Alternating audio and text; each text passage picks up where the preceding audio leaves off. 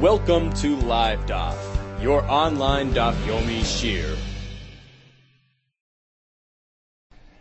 Shalom, welcome back to today's Daf, which is Eruvin Daf Samach Beis.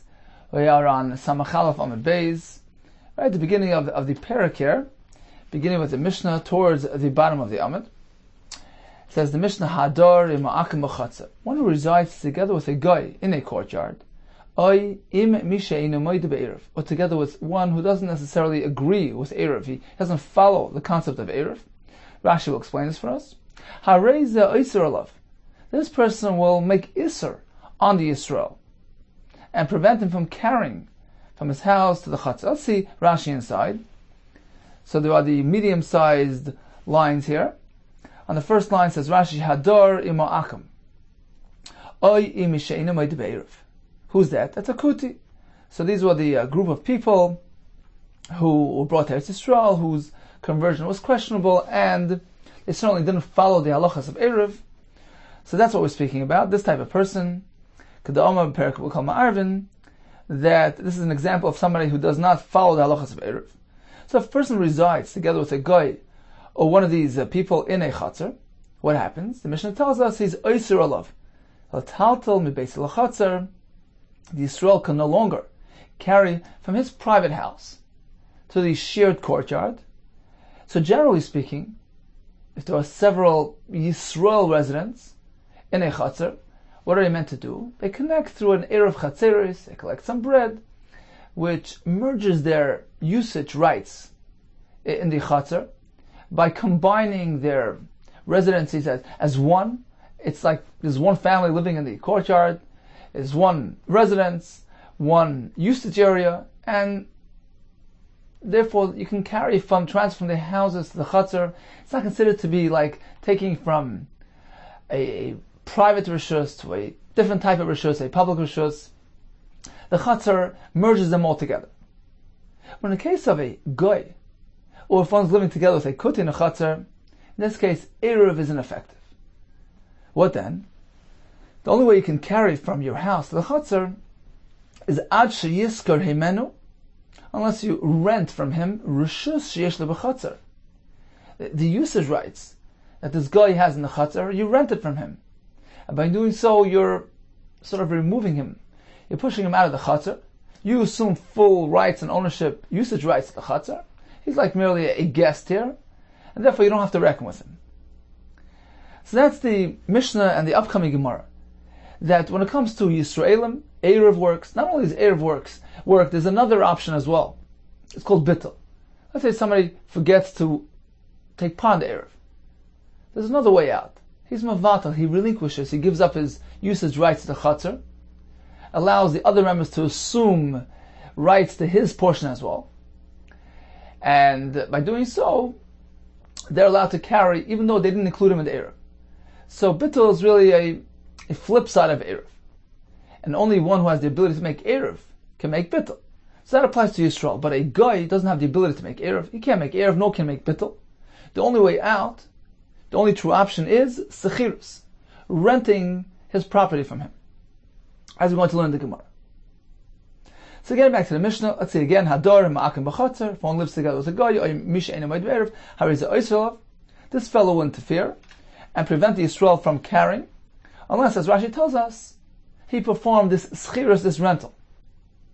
Now Tanakama holds that even if it's just one Yisrael with a guy, this restriction applies. Rabbi Yehuda ben Yaakov Omer, la'olam einu oser. The guy will not make Isser ad sheyu shnei Yisraelim oisen zelzeh, until you have at least two Jewish residencies. At least you have two Yisraelim who take the guy away from here. They have to make an Eruv with each other. So unless you have that feature, you have two Yisraelim who are oser one each other, who are required to make an Eruv regardless of the guy. In that case, the guy will affect things, and the only way they can carry is if they rent the guy's property. So according to our mayor, the guy is meant to be reckoned with even if there's only one Yisrael. According to Rabbi Yehuda ben Yaakov, it's only when there are at least two Yisraelim present in this chatzar that the guy is even a factor. The Gemara will explain the reason for all this. Continues the Mishnah. What about a tzeduki? So these were true Yisraelim, but they neglected to follow the halachas of Chazal. They didn't follow Torah Sheba'al Peh, a different class of Yisraelim. So what happens there? The Mishnah will tell us that even a tztuki has a din of Yisrael, and can do Erev, and can do Bittul as well. Over Rabbi Gamliel, Ma'asa b'tztuki echad. There was an incident with this certain tztuki shayador imanu b'mavi, b'Yerushalayim, who was residing with us, with our family, in the same mavi, within the same courtyard in Yerushalayim. And what happened was, he didn't do Erev with us, rather he did Bittul. So he relinquished his rights to his use of the mavi, and there were several chatzeres here, right? The tztuki lived in one courtyard which accessed the mavi. We lived in a different courtyard which accessed the mavi. So he didn't participate in the Erev, which is really called the shit of mavois. That's a merging together of the usage rights of the alleyway, which is similar to Erev chatzeres. He didn't take part, so he made bittul, and he gave us his rights to the mavi. Va'amar lanu Abba, and our father instructed us, Maru, hurry up, v'tzius hakel mavi. Go take out your utensils to the mavi. Go make use of the mavi. And by doing so, you're going to be machzik in the mavi. You're going to assume ownership. Right? He gave it up. Now you're going to attain his portion as well. Do it quickly. Achala yoitzi v'yasar lechem. Before this fellow takes out his kalim, his belongings to the mavi. And by doing so, he's going to repossess. He's going to reattain his rishus. Right? He gave it up. Now, if he's going to use it before you use it, then he's going to get it back. So quickly, beat him to it. Go use the mavi, and by doing so, you're going to be machzik, going to solidify your ownership, which will prevent him from taking it back. Rabbi Yehuda, b'lashon acher. It was actually said differently. Maru v'asut zarchechem b'mavi. Go quickly and use the mavi for your needs. Achal yoitzi v'yas alechem, before the tztuki takes out his stuff and makes it usher on you. Because according to Rabbi Yehuda, he says that even if the Yisrael assumes possession of the mavi, uses the mavi, he's machzik in it, the tztuki still has the ability to take it back. So unlike Rabbi Gamliel, whose version of events was that once, the father told us, once you get a hold of it, the tztuki can't repossess it, can't take it back. Rabbi Yehuda held, he does have the ability to do so. Therefore, their father instructed them to hurry up and use it before Shabbos comes, because otherwise, the tztuki can come take it back. And that applies even after you have already assumed possession. So two versions of the same story. But the bottom line is that its tztuki apparently is regarded like a Yisrael who has the ability to make bittul. So in summary, a Yisrael can make Erev, can make bittul, a Goy cannot. The only option by a Goy is rental, is to make schirus of the reshus that the Goy has in the Chatzah. When is schirus necessary? According to our mayor, even when there's only one Yisrael living together with the Goy, according to Lezer and Yaakov, we require two Yisraelim. As Rashi says, two Yisrael living in two homes who need to make an Erev on their own. So only in that scenario do we say, if there is a Goy present here, it complicates matters, and schirus is necessary, otherwise they cannot carry in the Chatzah. Continues the Gemara up on top, on Samach Beis Amud Aleph. Yosef Abaye bar Avin, Rav Chinna bar Avin. So these two, Abaye bar Avin and Rav Chinna bar Avin, were sitting together. And V'Yosef Abaye Gabayu, Abaye was sitting nearby, listening into the conversation. V'Yas V'Kamri. And those first two were sitting and discussing the Pshat Now Mishnah. Rameya says, even when there's one Yisrael, with the guy, he cannot carry unless he does chiyus. Rabbi Lezer ben Yaakov says, it only applies when there are two Yisrael. What is the Pshat in these shittas? Bishleim Rameya Kasavar.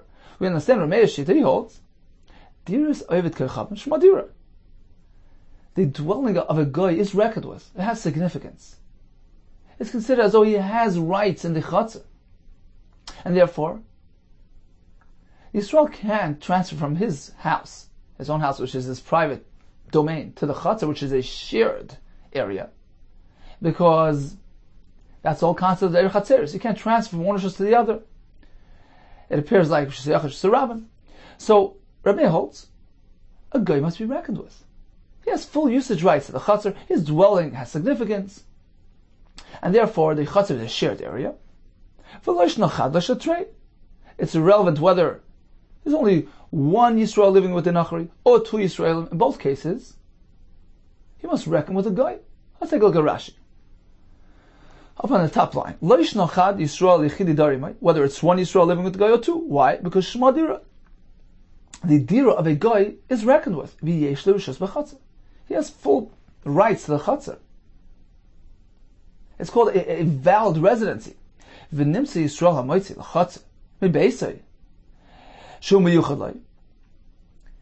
as a result of that, since the chatzar is considered to be a joint usage area between Yisrael and the guy, so when Yisrael takes something out of his house, which is his personal place, to the chatzar, it's like he's being mitzi mishus rishus. He's taking from one type of area to another type of area, from his personal place to the shared area, and that can't be done. Rabbanan gazru shlo mitzi mishus rishus b'lei erev. Without an erev, you can't do that. Dilma asla fuki mishus yachish surab. This is the general concept of chatzeres. Don't transfer from one type of area to another type of area, such as here where the home is yours, the chatzir is shared. It's too similar to the Rishus Yachash Surabim, two different types of Rishuyas. Therefore, you must go ahead and make Erev. So in the case of a Goy, Erev doesn't apply. Schirus needs to be done. So apparently that's Ramey's Shita. Ramey holds the Dira of Enacha is Shema Dira. It has validity, it has significance, and the guy living in the home has usage rights to the chatzar. We deem it as a shared usage area between the Yisrael and the guy, and therefore the Yisrael can no longer transfer from his personal home, which is his personal rishus, one type of rishus, to the chatzar, which is a different type of rishus, the shared area. And therefore, Rameh tells us, the guy makes isser, and he has to go ahead and address it somehow through tzchiris. That's understood. Elder Lezer ben Yaakov, Micah Sover. But what's Lezer ben Yaakov's svar? What does he hold? If he holds that the dira of a guy is considered, if so, even if there's only one Yisrael there, it should be Yasser. He has to reckon with the guy. If he holds that the dira of the guy is not really considered to be a prominent enough dwelling, the Gemara soon is going to call it the dira shel behema. So it's like a temporary dwelling. We don't reckon with it. It's not chashav. It's the dira of a guy, and therefore, so when it comes to the halachas of Erev, we don't reckon with it, and it doesn't have enough significance and prominence and chashivas that we should consider it and reckon with it. When it comes to viewing the chatzar, when it comes to addressing the chatzar, whether it is a shared area or not. Well, if the guy's dira is not considered, is not significant enough, then we don't consider the chatzar to be belonging to the guy. It's not attributed to the guy, because his dira is it doesn't have validity. So if that's the case, so even when the two Yisraelim in the chatzar with the guy, there's no harm. So this differentiation between one Yisrael with the guy, in which case Yisrael can't carry, he must make schiris, and if there's one, then he could carry without schiris. But if there's two Yisraelim, then we have to reckon with the dira of the guy. How do you make that distinction? Is the guy dira reckoned with? Then in all cases it needs to be taken into account. If it's not reckoned with, then ignore it, even when there are two Yisraelim. Why this differentiation between one and two? Amula Abai. So Abai was listening in, and he responded to them. They said that according to a mayor, it's understood. A dira of a guy is shma dira, and therefore the Yisrael must address the dira of the guy before carrying the chatzah. But according to Blazer, we're not sure, we can't figure it out. So I responded, the Savar of Meir, Diras Akash Madira? Could you even propose that according to a mayor, a dira of a guy has validity? Vatanya, we have a brisa, actually Tesefta, which says Chatzir Shlev Kechavim Hareyu Kedusha Behema. The chatzir in which a guy lives in, many people, many goyim, let's say, live in a chatzir. No concern there. It's like a dir shel behema, like a animal pen. It's doesn't have prominence, doesn't have chashivas, and each house it's not designated. It's not specific to this guy and this house to this guy. We don't consider it like separate dwellings in a chutzner, in which case is a concern of taking from the private house into the publicly shared area. It doesn't have that chashivas. It's like an animal pen. It's all considered one big collective residency. All the diras of the goyim are considered to be one big dira, and there's no difference between the house of this guy and the house of that guy and the chutzner. And therefore, there's no concern, there's no need to be worried about transferring from one house from the house to the chutzner. It's a dir shebehema. So apparently, a dira of a guy is lo yishma dira. He doesn't have the power to make iser. And therefore, if a Yisrael would live with a guy, he doesn't have to reckon with him. So, this brisa, which is actually Rameir's shita, indicates to us that according to Rameir, a dira of a guy is not called a dira. So this won't work with your pshat and Rameir. Says the Gemara, Ella dekula al madira yosakam lo yishma dira. Okay, so apparently the dira of a guy doesn't have to be reckoned with. It doesn't have provenance, doesn't have chashivas, and therefore, strictly speaking, a guy would not create any problems. If Yisrael lives with a guy in a chutzner, the dira of the guy is considered like a temporary dwelling. It's like a hut. It doesn't have that chashivas. It doesn't have that permanence. It's not considered to be designated for the dira of the guy and has that chashivas to make it personal, and the chutzner to be shared by that guy and the Yisrael. It doesn't have that power. So if that's the case, then what's the whole discussion now, Mishnah? What's the problem? If a guy is living here, it's like he's not living here. And we don't deem the chutzner to be a shared area between the Yisrael and the guy. The guy's usage rights is not significant enough to be reckoned with. Says the Gemara, you're right. As far as that's concerned, it wouldn't be an issue. V'hacha, you know why the Chachamim told us that when the guy is around, it creates a concern? Due to the fact that the Chachamim didn't want the Yisrael to live in close proximity to the guy. V'hacha b'gzera shami yilmad memasav kamiflaki. The concern was that a person lives together with a guy in such close proximity, perhaps he'll grow accustomed to the guy's way of life and be influenced by the guy. So Chacham made it difficult on the Yisrael to live with him. He has to go rent his possession, rent his property. It gets complicated. It costs money. We're going to learn something that the guy won't cooperate necessarily. So it makes things difficult, and perhaps this will cause the Yisrael it will discourage, dissuade the Yisraelim from living with the Goyim.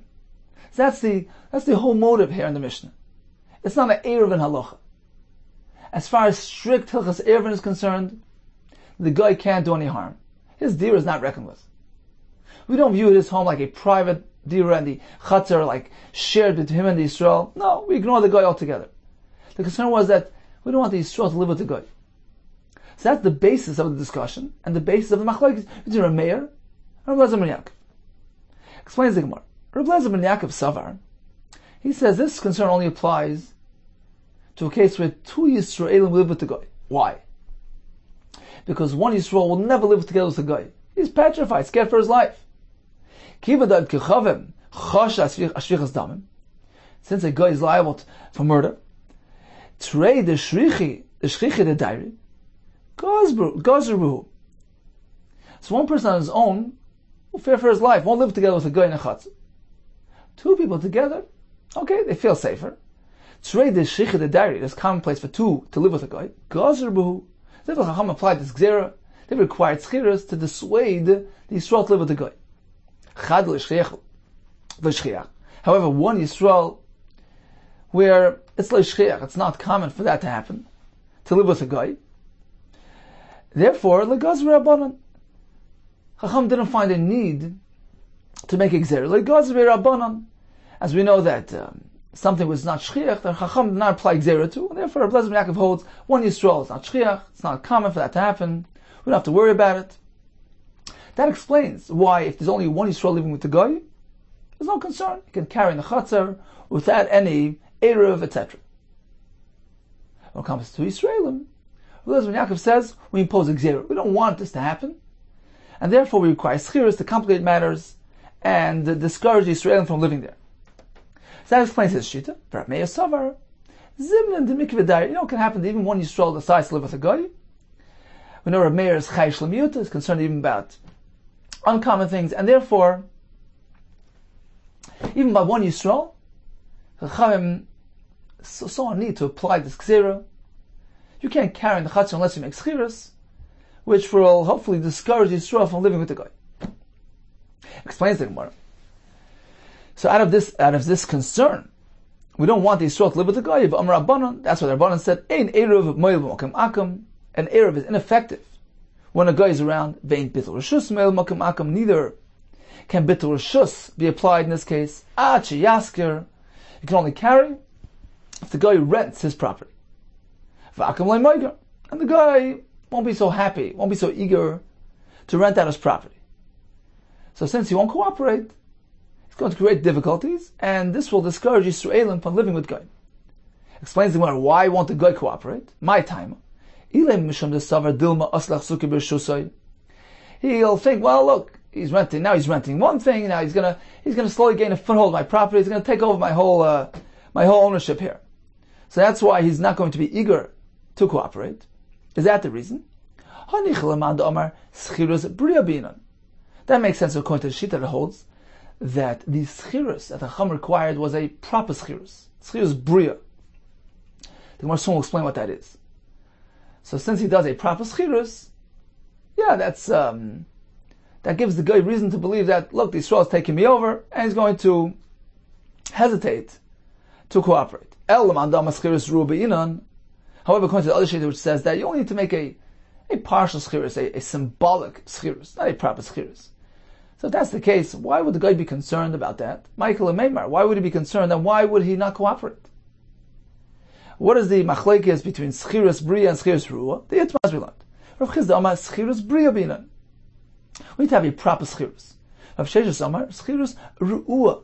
Even a partial schirus, a weak schirus is enough.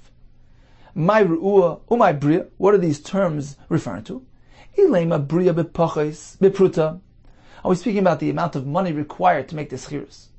Bria means a healthy, a proper schirus using a pruta, which has a din of money, the smallest the coin here. So you need to make a proper schirus using the proper valid money. Ru'ua means pruta. You can even use a smaller amount, something which is less than a pruta's worth, which is not generally deemed as money. So if that's the pshat, so if Chizda holds you need to have a shava pruta, if Sheshes holds even less than that. Says that can't be the pshat, because all agree that when it comes to renting from a guy, you can certainly use less than a pruta. Is there anybody that holds me'akum? When you rent from a guy with pachas pruta law, you can't use less than a pruta? That's not the case. This seems to be universally accepted. That although when it comes to conducting a transaction amongst Yisraelim, a pruta is the bare minimum. When it comes to a guy, we find that even less than a pruta is reckoned with. Where do we see that? V'shalach Rabbi Yitzchak, Rabbi Yaakov Agyuri. So this person sent a message on the halacha, Mishmei Rabbi Yechon. He said the following halacha named Rabbi Yechon. Hevu yoidim, you meant to know. She'serchim min ha'akum, afilu pachas shav pruta. One can go ahead and conduct a proper rental transaction with a guy, even less than a pruta is okay. And it takes us to the next statement. Likewise, he said, this concept of less than a pruta by a guy has another application as well. That we find that less than a pruta is reckoned with when it comes to a nachri.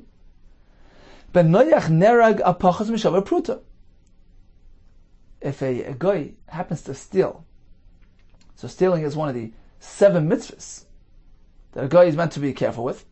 So he steals, and he steals even less than a pruta, he's nerag. He gets misa. So Rashi explains because by a Yisrael, less than a pruta, big deal, he's moichel. A guy is not moichel. It's considered to be chashiv. And therefore, we consider to be mammon, has a din of money, and even less than a pruta is considered to be a masik zela, and he gets mis. That's number one. You're meant to know that if once a guy steals, he can't rectify it, he can't pay it back and become pater. Unlike a Yisrael, where if he steals, he can return it, because we learned from a pasuk, Beishav Zela, Torah provides that allowance to pay back and undo what you did. So we find that a guy has two chumras. He can't return, and less than a prut is reckoned with. So in any case, what pertains to our Gemara is that apparently there's no discussion. This seems to be agreed upon by all, that when it comes to transactions with a guy, it can be conducted with less than shavar pruta. So it can't be that there's a machlokes in this regard. Right? We had a machlokes about the schirus on Shabbos, whether it's a full-fledged schirus bria, a schirus ru'ah. The Gemara proposed, perhaps it pertains to the amount of money needed, a pruta, or perhaps even less. The Gemara now concludes that all seem to agree, that when it comes to transactions with a guy, less than a pruta is okay. Let's take a quick look at the Rashi here. Right in the middle of the Amid, the words benoyach, you have it, benoyach nereg al gezel. This is just an aside, a halacha that just came along on account of the pruta thing. So Rashi explains this for us. Benoyach gets killed, gets misa on account of stealing. Why? The himazayim mitzvahs. It's one of his 7 mitzvahs. Kedamrin and b'dal mitzvah Sanhedrin. But Amar Hasam. Now, why does he get misa? Because the Gemara explains, as harash alahen zuhi misasam. The fact that they are warned, that leads to misa. As long as they transgress something that they're warned about, that leads to misa. Doesn't need to be a special pasuk that specifies their punishment. It's automatic. You don't do what you're meant to do, goodbye. Okay, so that's number one. The chiddush here is that a guy is not easygoing. He's not moichel, even less than a pruta. And therefore, that explains v'avagezel the do. That's why when it comes to a guy, it's considered gezel. So it's all relative to human nature, meaning by Yisrael, assumption is that he's moichel, he's easygoing. Yisrael have good midas, so less than a pruta, big deal. Doesn't make an issue about it. A guy is not moichel even a little bit. Therefore, it has chashivas. Therefore, it's called gezel. That's the first chiddush. Number 2 is lo nitan le'yishavin. Once a guy steals, he has no ability to repay and to undo the avera. The gabi Yisrael ksiv ve'esher zagzela. That's specific to Yisrael. Aval ba'akum le'ksiv hashava. This concept is not mentioned by a guy. Hilkoch kiven she'avar nerag en mishalom. So as soon as he's over, he's nerag and he's not mishalom. Okay, so in any case, pertaining back to our Gemara, to our Sugya, we see that less than a pruta is a valid schirus. So we're trying to find the true meaning of the words bria and the word ru'ah. What does schirus bria and schirus ru'ah mean? Says Gemara Ella, apparently, the question is not what you're using to do the schirus. All agree less than a pruta is okay. The question is, what does the rental agreement pertain to? What is the content of the ownership that you're coming to get from? You're coming to rent. Ella bria b'maharki v'avurgani. Bria means a proper, solid rental, which allows you to move your furniture into the guy's property. The muharki, the benches, burgundy, these types of chairs or wagons. So the bria means that you have to assume proper ownership, full ownership rights to bring your furniture in there, and that's what's required by schirus of akum. That's one sheet. The other sheet says that's not required. Schirus ru'ah is sufficient. What does that mean? Ru'ah b'loy muharki v'burgundy, even without these rights. As long as you do some sort of symbolic schirus, that's enough. Okay, so that's the machlokes between Rav Chizda, who says schirus bria, and Rav Sheshes says schirus ru'ah. So again, why did the Chacham require schirus? To make it difficult on the Yisrael, to discourage him from living there. He'll have this expense. Perhaps the guy won't cooperate, and he won't succeed in renting. He'll have to move out. It's more trying to figure out why the guy won't cooperate. Okay, so we understand, according to the Shita, there needs to be a proper rental, which allows him to move his furniture in there. So the guy will think twice before renting out his property to this extent. Look, he's trying to take me over. So he won't cooperate. I'll make things difficult. However, if all you need is a weak, a partial schiris, just a symbolic schiris, without these extensive rights, so why should the guy hesitate to cooperate? Michael Ameimar, why wouldn't he cooperate? Even so, chayish akom l'kshafen.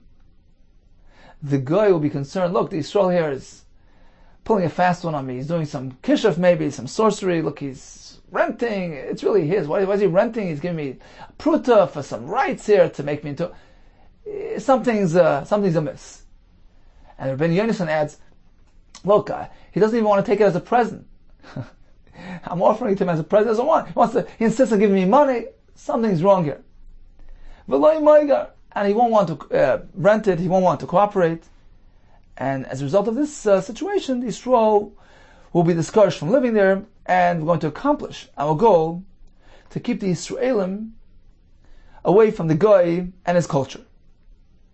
And I was once, during the summer, in a camp, in a girls' camp in Russia, a Kirov camp, and we needed to make an Eruv, a real Eruv, a string around the whole camp to allow carrying within it.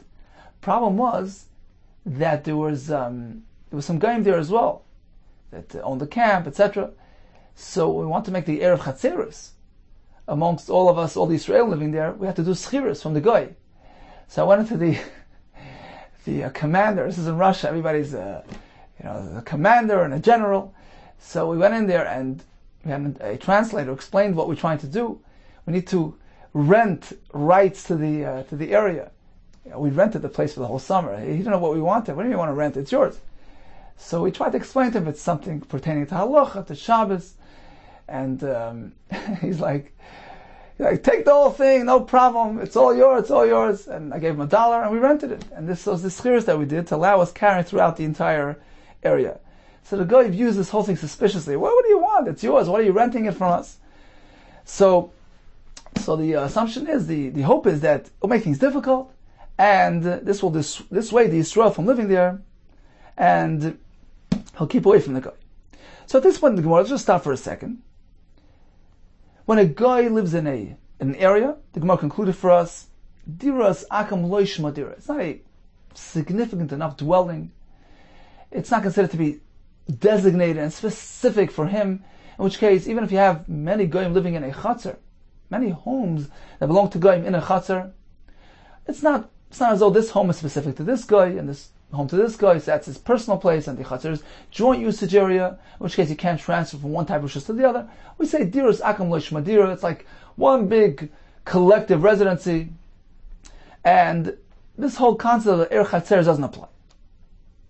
That was the conclusion of the Gemara.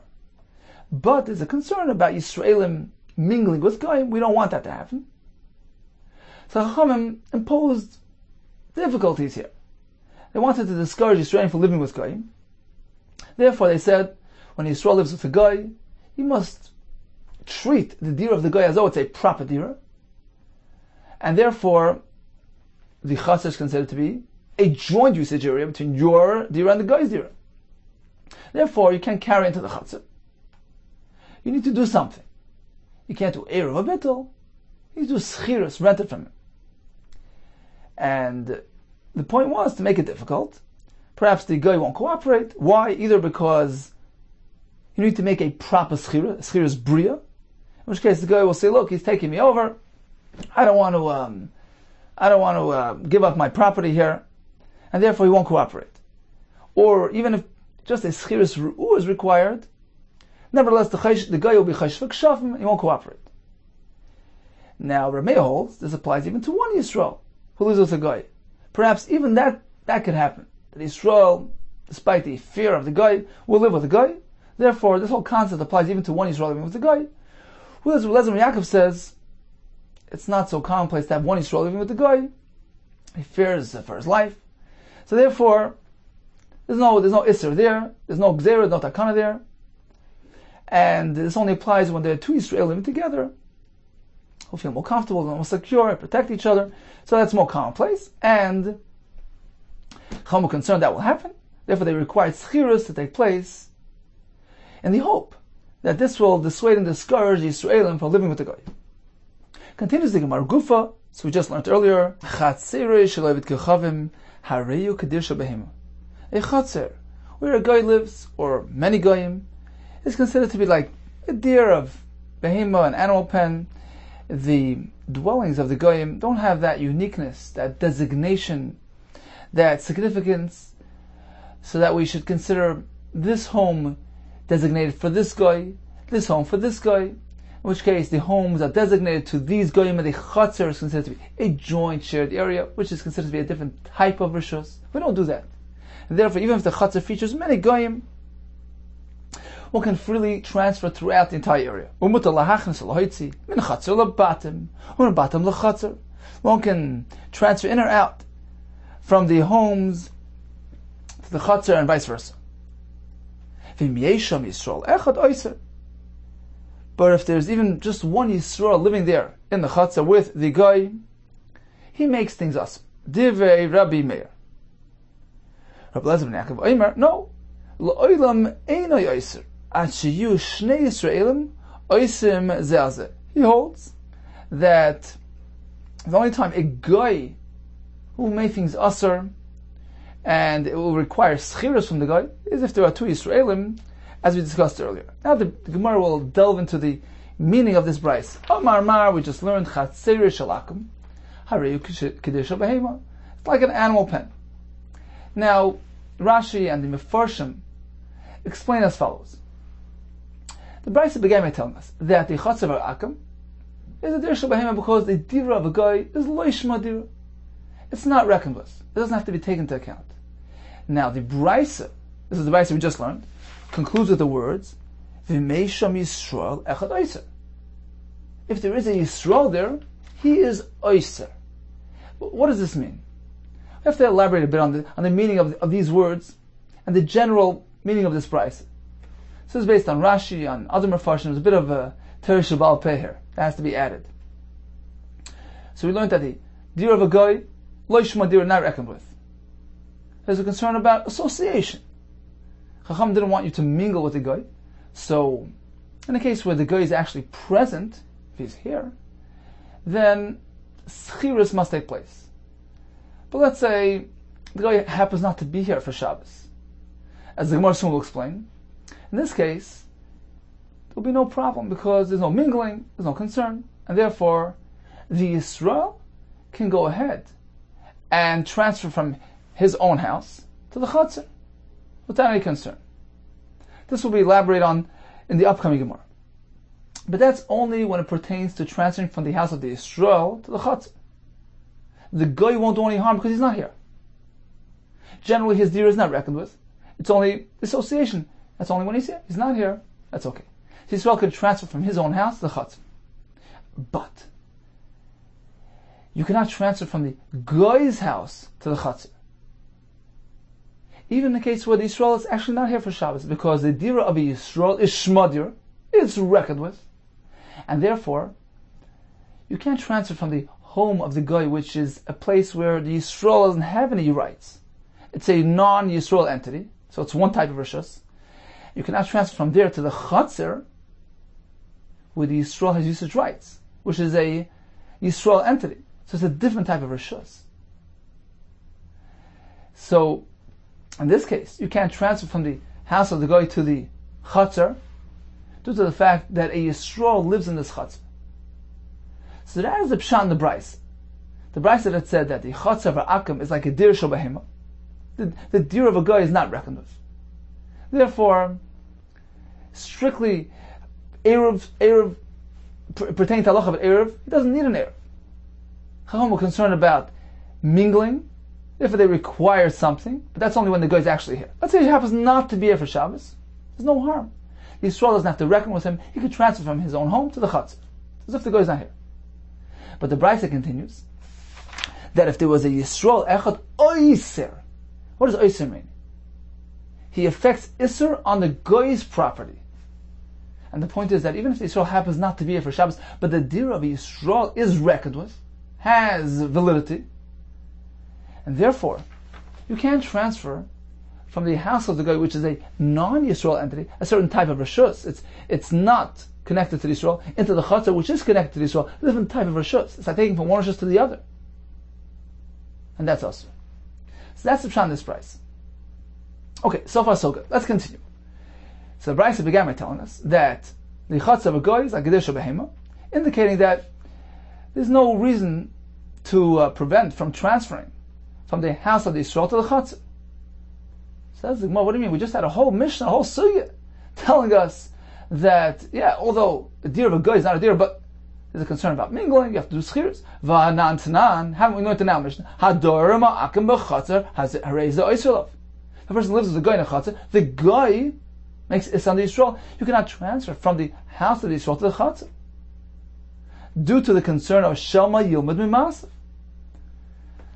So the Gemara will proceed and explain the Brisa as we had explained it earlier.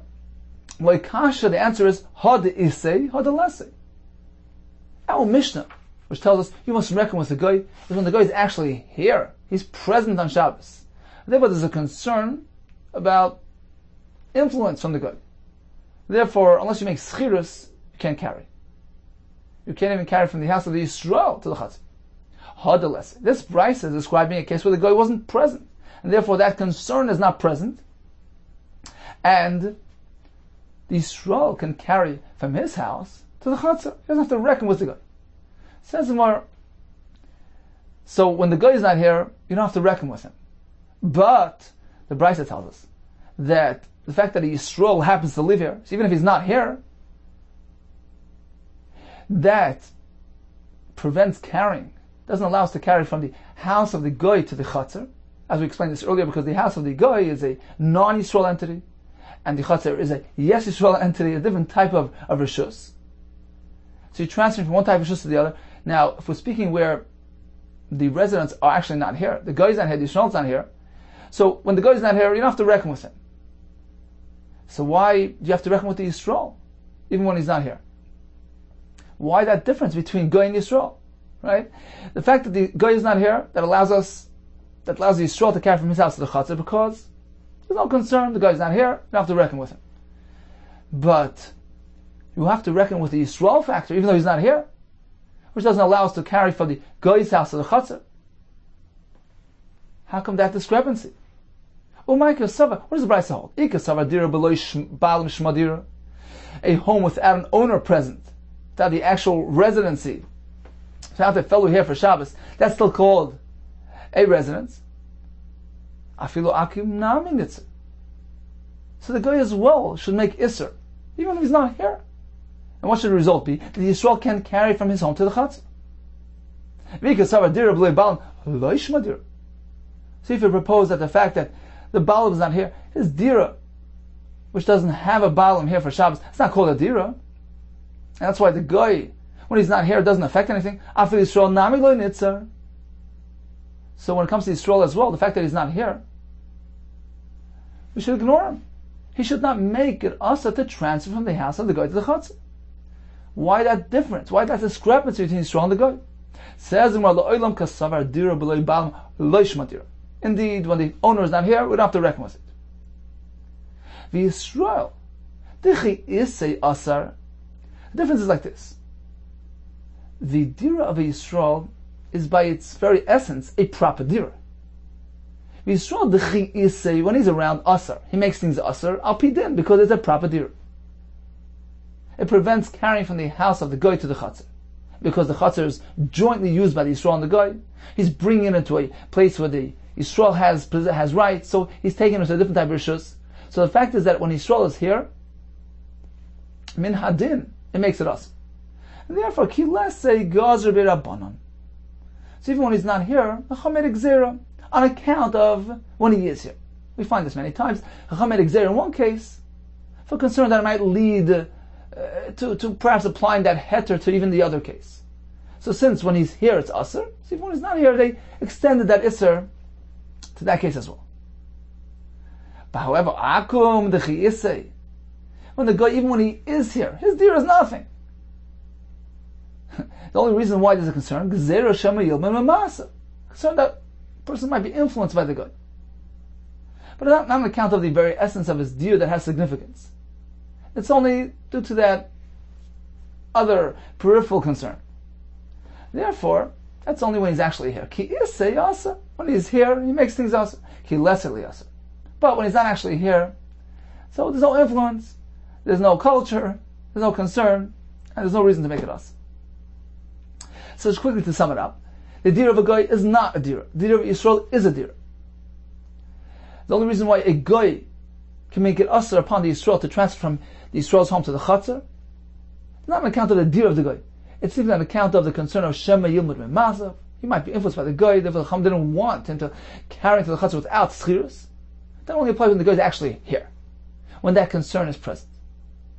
However, in the reverse, the Yisrael factor is present even when the Yisrael is not actually here. Why? Because his deer is reckoned with. And therefore the fact that he's around, and he has ownership in the Chatzar, that prevents us from carrying from the house of the guy to the Chatzar. And that applies even when the Yisrael is not here. And the Gemara concluded that really when a Balaam is not here, the deer doesn't have significance. But there's a Gzera. And since when the Yisrael is here, it is a deer, and it makes it asa to carry from the house of the guy to the Chatzar, they extended that Isser even to a case when he's not here.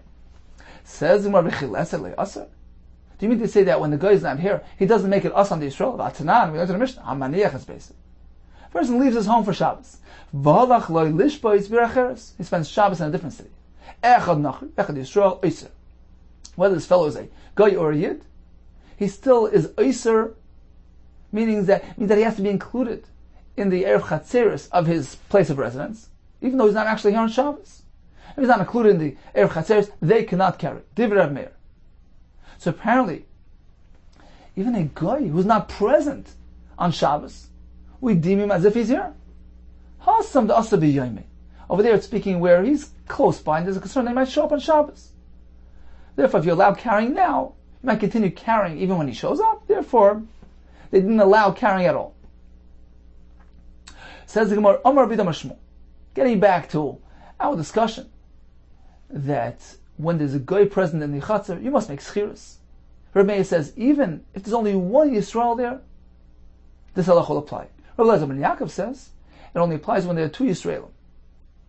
Which opinion does the halacha l'masa follow? Amar Bidam Shmuel, halacha Rabbi Elazar ben Yaakov. That only when two Yisraelim are present is schirus applicable.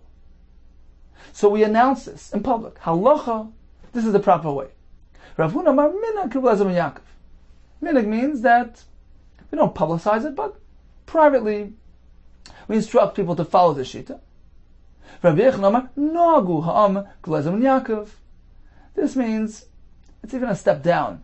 Meaning we don't instruct people to do so, but if somebody does it, it's okay. He doesn't have to revert. He hasn't done anything wrong. We don't have to protest. Only a Bailer of Yosef. Kaimelon, Mishnas Rabbi Elazar ben Yaakov, Kav v'Naki. We know that the teachings of Rabbi Elazar ben Yaakov are few and far between. It's only Kav, it's a small measure. We don't find it stated too often. V'Naki, and it's clean, it's pure.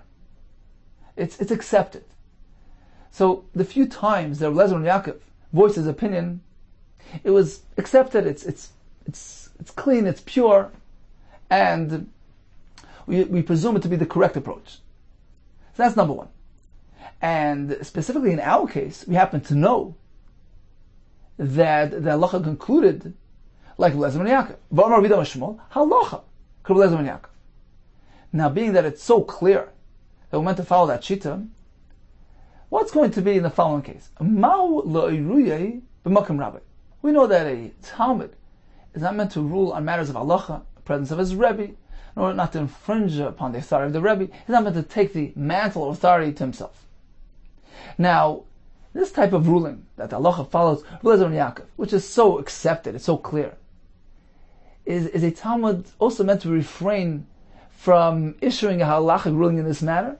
Or perhaps that only pertains to a case where he has to use his intellectual abilities, it's a svar, he has to deliberate and conclude one way or the other. That's considered to be ruling on matters of halacha. That he can't do. But perhaps this is something straightforward. The halacha follows Rezon Yaakov. We know this as a general formula. We follow Rezon Yaakov. We know specifically in this case, I want to follow that shita. Perhaps even a Talmud can issue such a ruling, Makom Rabbi. It's not considered to be an infringement on the authority of his Rebbe. Amarle, so Rabbi Yosef responded, no, he can't. Afilu be'asa be'kutcha. Even a simple question. Can you dip an egg, be'kutcha, in a dip containing milk?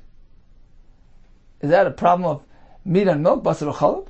Even such a simple question. I personally asked Rav Chizda, Kol Shnei Rav Huna, during the entire lifetime of Rav Huna, I wanted to see whether he's going to issue halachic ruling. Rav Chizda was a Talmud of Rav Huna. And V'loi Oiri, and he didn't. He didn't want to paskin halacha. So you see, even something as simple as that, a Talmud is not meant to get involved in. Taisa explains that we're speaking about eggs that were actually found in the chicken after shechita. So there's room perhaps to think that the eggs are considered to be basar.